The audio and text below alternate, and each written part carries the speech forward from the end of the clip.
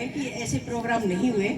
तो आज मैं यहाँ पहुँचे हैं तो मुझे ये प्रोग्राम बहुत अच्छा लगा। मैं पहले भी आई हूँ और इस टाइप के प्रोग्रामों की हमारे समाज की महिलाओं को और सभी को ज़रूरत है, क्योंकि आज सुमन जी ने पूछा था, क्वेश्चन पूछे थे और हम सारा दिन हम काम करते हैं, प्रोग्राम भी करते हैं, सभी में देखते हैं, पर ये क्वेश्चनों के आंसर हमें भी नहीं पता था। हम हर जगह बात करते हैं कि संविधान बांटे जाएं, संविधान दिए जाएं, मतलब सभी को बांटे जाएं तो पता लगे, परंतु जो संविधान में लिखा हुआ है वो हमें ही नहीं पता कि बांट तो हम देंगे, क्योंकि हमारे ऊपर एक समय में ऐसा जो टाइम आ गया है कि संविधान खत्म करने के लिए लोग आतुर हैं कि भी ये संविधान खत्म करें और इस समाज को दोबारा से हम गुलाम बना लें। तो तभी हमें पता लगा संविधान क्या है। तो आज ऐसा प्रोग्राम रखा है कि सभी के कान खुलेंगे कि ये संविधान के बारे में जैसे प्रोग्राम है। तो मैं आज असनावा की टीम को बहुत बहुत धन्यवाद देती हूँ कि ऐसे प्रोग्राम करें और हम भी कोशिश करेंगे जहाँ भी जाएंगे और इस टाइप के प्रोग्राम करने की सभी को कहेंगे। तो सुग्रीव जी को और सुमन जी को तो बहुत ज़्यादा मंगल कामनाएं हैं और हमेशा से मैं चाहती हूँ कि हमारे गांव-गांव में इस टाइप के जो भी हमारे काम करने वाले, समाज के प्रति ध्यान देने वाले हों, तो उनको बहुत ज़रूरत है हमारे समाज को जागरूक करने के लिए। तो आज यहाँ सभी का पहुँचने पर अभिनंदन। और अपने हिसार से भी हमारे मैडम पूनम बहुत जी हैं, क्योंकि मैं काफ़ी टाइम बाद मिली, उनसे थोड़ा रह जाता है। तो ये भी हमारे समाज में काम कर रहे हैं और आप सभी लोग यहाँ बैठे हो, सभी जागरूक लोग हो बहुजन समाज के, और सभी को पता है कि आज हम यहाँ क्यों बैठे हैं और सभी की ड्यूटी बनती है कि हमें घर घर जाकर सभी को हम जागरूक करें, बहनों को भी और भाइयों को भी। और हम मतलब तभी हम इस संविधान दिवस की जो आज वो रखा हुआ है दिन, तो इसकी बात हम पहुँचा पाएंगे।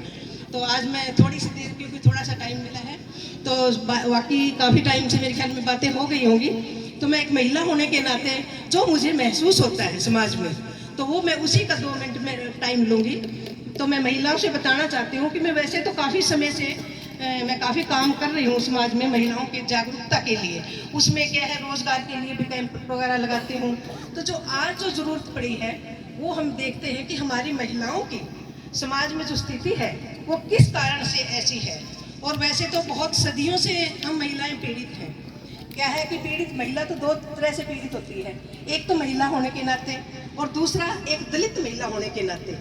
सभी को पता है कि महिलाओं को पुरुष, एक जो भी पुरुष प्रधान की या पुरुष समाज की जो बात कर रहे थे, इसका हमेशा से हमें खामियाजा भुगतना पड़ा है हम महिलाओं को।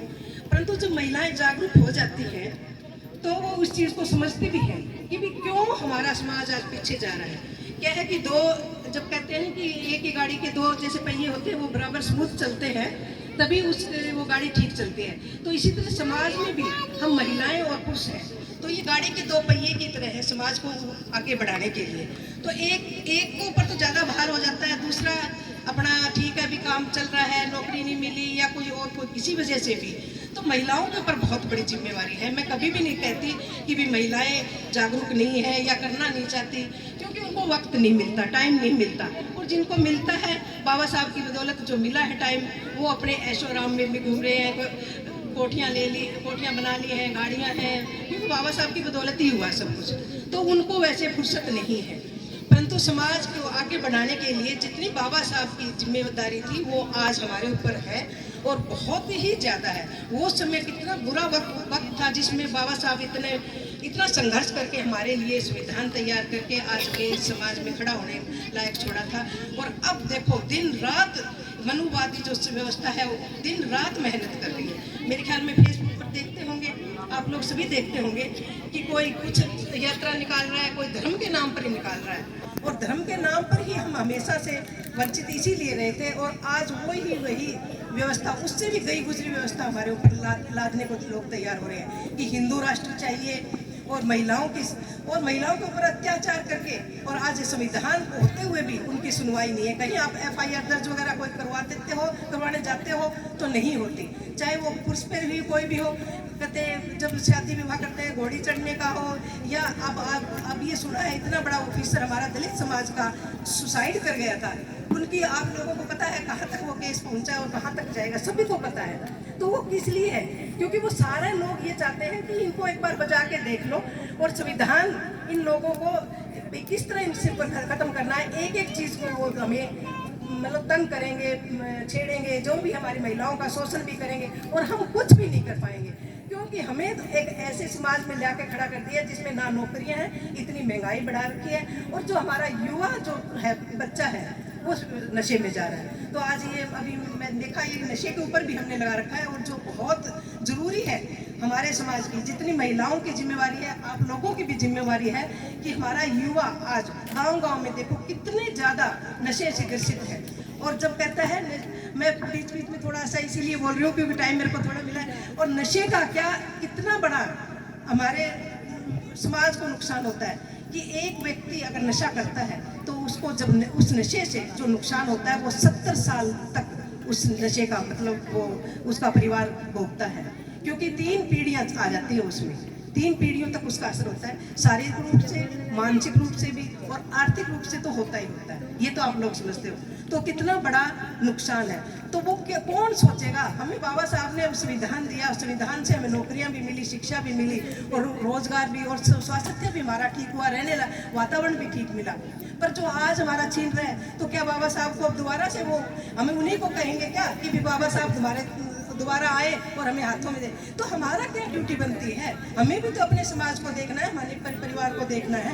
तो वही चीज़ आप लोगों को देखनी है, वही इन महिलाओं को देखनी है, क्योंकि महिलाएं भी आज हमारे ऊपर एक जो ये सस्ते रेट में जो ये मोबाइल के लगा कर और उसमें वो जो इंटरनेट की सुविधाएं दे दी, हम सारा दिन उसमें अच्छे गाने सुनते हैं।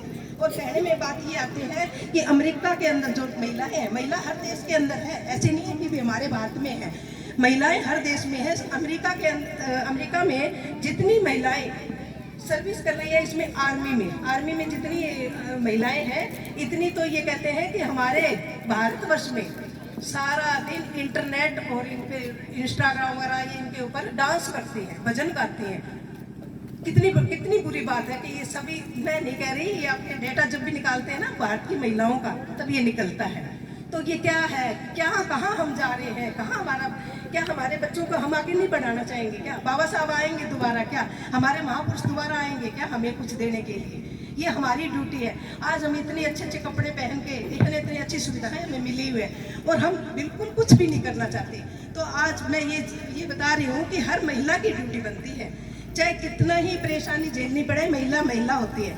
महिला में और पुरुष में आप ये सोचो कि कितना फर्क होता है कि एक महिला जब 4 बच्चे पाल सकती है, और आदमी जब क्या है कि अगर महिला की किसी कारणवश से कई बार चली जाती है इस दुनिया से, तो वो 2 बच्चों को भी नहीं पाल सकता। वो 4 दिन रोटी बना के हो जाएगा, मैं कमाऊं या इनको पालूं या इसको, और उसका हाल देखो कि कितना बुरा होता है। और महिला क्या है, अकेली 4 बच्चों को भी पाल के बड़ा पाल पोस के करती है, उतनी हिम्मत होती है महिला में। और हम ये महिला है, हमारी हिम्मत पता नहीं हमने कहाँ खो दी।